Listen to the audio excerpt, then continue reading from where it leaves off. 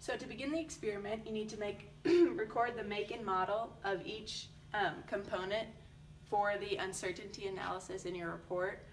Also, before you begin, you need to record the inner diameter of this tube and the inner and outer diameters of this tube for which will be used in your calculations.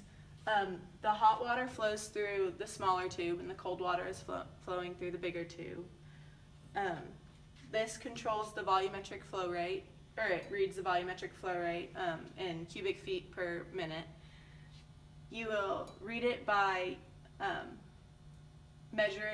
you'll read it from the bottom of the top of the thing that's in there, like it has a little crown, measure from the bottom of the crown.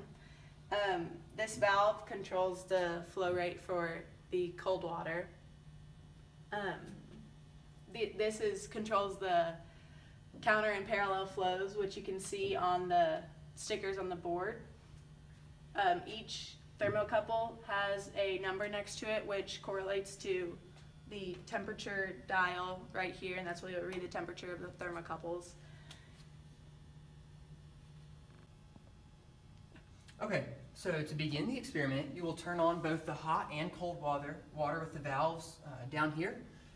Once those are running, you can pick, right now it's set in parallel flow, so you would do your first two experiments in parallel flow, and then in this case, you would reorient the valves to counterflow after you did the first two. So you just swap all of the valves, and then it's in counterflow configuration, as can be clearly identified from the labels. At each configuration, you actually do two flow rates, but the only thing you change is the cold. Your hot will stay all the way open all the time. You adjust the cold here. Your first one you want to have essentially all the way open, and for your second experiment, if you will decrease the flow rate to perhaps about half, then that'll give you some good values for your information.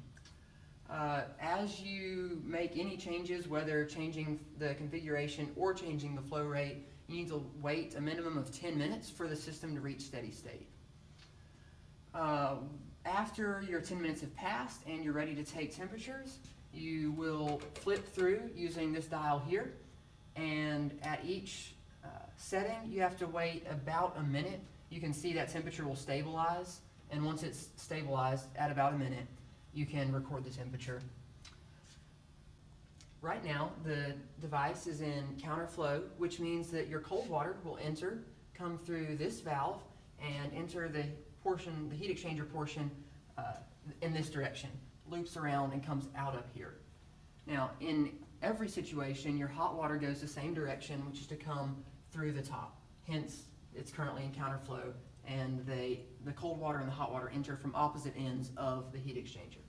When you change the valves to the parallel flow configuration, then your cold water will enter up here through the top in the same direction as the hot water, hence the parallel flow. And you'll get different values for each situation.